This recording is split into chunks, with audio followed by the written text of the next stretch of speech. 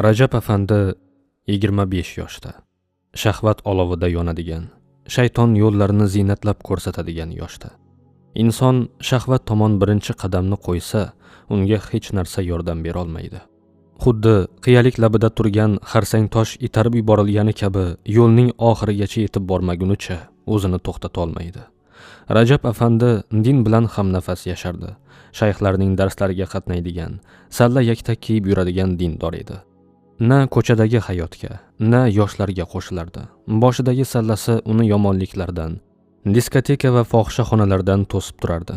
Qalbi ham boshidagi sallasi kabi sof, pok, gard tegmagan edi.